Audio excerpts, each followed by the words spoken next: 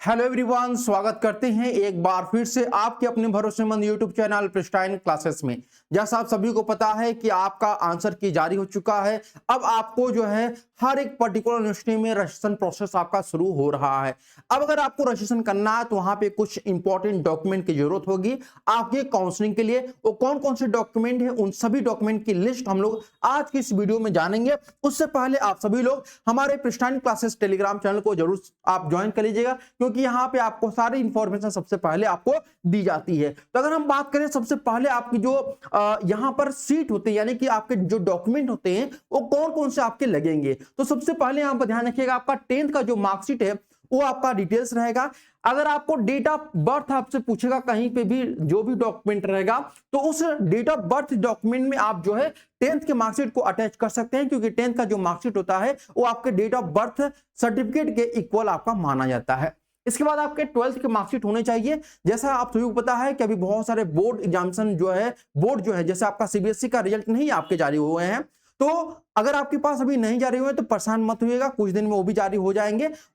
और भी जो स्टेट हैं जहां पे नहीं जारी हुए वहां पे आपके 1-2 दिनों में जारी हो जाएंगे। तो आपको अपना 12th का जो मार्कशीट है, इंटरनेट से जो कॉपी आपने निकाला हुआ है, वो आपको अपने प्रिंसिपल से जाकर के सिग्नेचर करा लेना है, क्योंकि ओरिजिनल जो आपका 12th का मार्कशीट आएगा उसको आने में 1 से 2 महीने का समय लगता है। तो आप इंटरनेट से अपना 12th का मार्कशीट निकाल करके अपने प्रिंसिपल से सिग्नेचर और मुहर दोनों ही करा लीजिएगा, और उसको अपने काउंसलिंग में यूज कर सकते हैं। ये आपका वैलिड होता है, ठीक है। इसके बाद फोटो और सिग्नेचर आपका होना चाहिए, ठीक है। इसके बाद मोबाइल नंबर और ईमेल आईडी जो आपका जारी हो, इसमें चालू अवस्था में हो, आधार कार्ड आपका होना चाहिए, ठीक है भैया।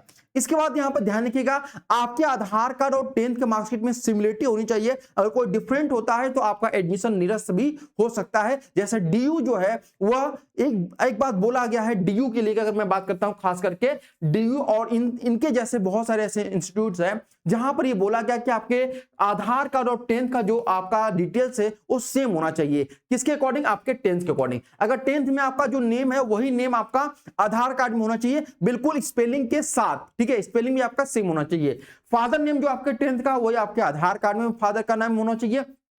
डेट ऑफ बर्थ जो आपका है 10th की मार्कशीट में वही आपके आधार कार्ड में भी होना चाहिए। साथ ही फोटो जो है आपका वो अलग अलग हो सकता है, बट इतनी सिमिलरिटी हो कि पहचाना जा सके कि आधार कार्ड और 10th का जो बच्चा है वो सेम है, अलग अलग नहीं है, ठीक है।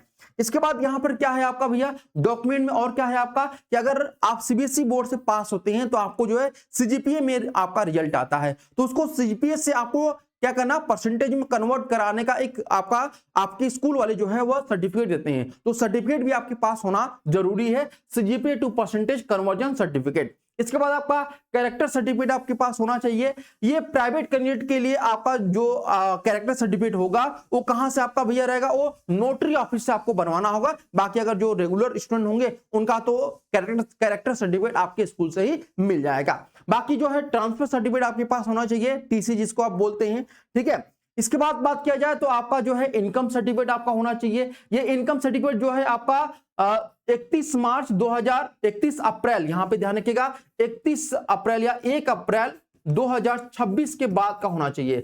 1 अप्रैल 2026 के बाद का आपका होना चाहिए। जितने भी आपके डॉक्यूमेंट हैं सभी के सभी, ये तीनों के तीनों जो है वह 1 अप्रैल, ठीक है, 1 अप्रैल 2026 के बाद का आपका होना चाहिए। ये बहुत सारे इंस्टीट्यूशन जो है आपके डिमांड कर रहे हैं, ये बात ध्यान रखिएगा। कुछ इंस्टीट्यूशन तो आपके 1 मई 2026 के बाद का मांग रहे हैं। तो अगर आपके पास 1 अप्रैल 2026 के बाद का है तो भी आपका काम चल जाएगा, ठीक है। ये आपका गलती से मिस टाइपिंग है, इसको इग्नोर करिएगा।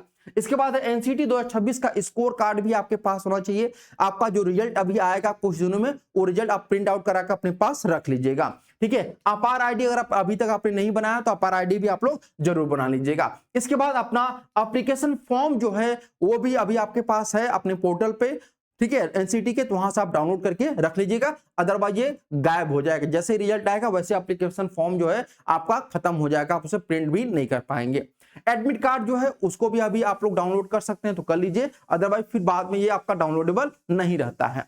यूनिवर्सिटी का जो रजिस्ट्रेशन फॉर्म, अभी जैसे जिस भी पर्टिकुलर यूनिवर्सिटी में आप रजिस्ट्रेशन करेंगे तो उसका प्रिंट आउट अपने पास जरूर रख लीजिएगा। यूनिवर्सिटी का जो फी रिसिप्ट होगा, जैसे आप किसी यूनिवर्सिटी में रजिस्ट्रेशन किए तो वहां पे आपका रजिस्ट्रेशन फीस लगता है 300, 700, 500, तो वो आपका फी स्लिप भी आप अपने पास जरूर रखिएगा। अंडरटेकिंग फॉर्म जो है हर यूनिवर्सिटी का अंडरटेकिंग फॉर्म होता है। ये अंडरटेकिंग फॉर्म उस कंडीशन में लागू होता है जब आपके पास टीसीसीसी में से कुछ भी नहीं रहे, तो उसकी कंडीशन में आप अंडरटेकिंग फॉर्म भी लगा सकते हैं। ठीक है, इसके बाद यहाँ पे बात किया जाए भैया, तो आपके पास जो है गैप या सर्टिफिकेट होना चाहिए।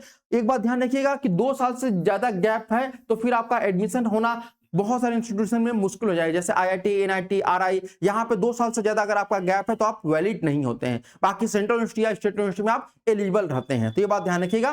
तो आपको क्या करना है कि गैप सर्टिफिकेट भी आपको बनाना, कहां से, नोटरी ऑफिस से आपका गैप सर्टिफिकेट भी बन जाएगा। इसके बाद आपका एनसीसी कोटा आपके पास है तो आप उसका यूज कर सकते हैं। स्पोर्ट्स कोई अचीवमेंट है आपके पास तो भी अपना यूज कर सकते हैं। और पीडब्ल्यूडी कैंडिडेट हैं तो आप लोग जरूर उसका बनवाइएगा पीडब्ल्यूडी सर्टिफिकेट, और ये आपका सीएमओ लेवल का होना चाहिए, ध्यान रखिएगा सीएमओ लेवल का आपका होना चाहिए। ठीक है, और अगर बात करते हैं आपका, जहां भी आपको मान लिया आपका कॉलेज में रजिस्ट्रेशन कराएं और वहां पे आपका एडमिशन हो गया तो आपका अलॉटमेंट लेटर आता है, वो अलॉटमेंट लेटर भी आपके पास होना जरूरी है, प्रिंट आउट भी करा लीजिएगा। ये आपको जब आप लोग ऑफलाइन काउंसलिंग कराने जाएंगे तो वहां पे आपको इसकी जरूरत पड़ेगी।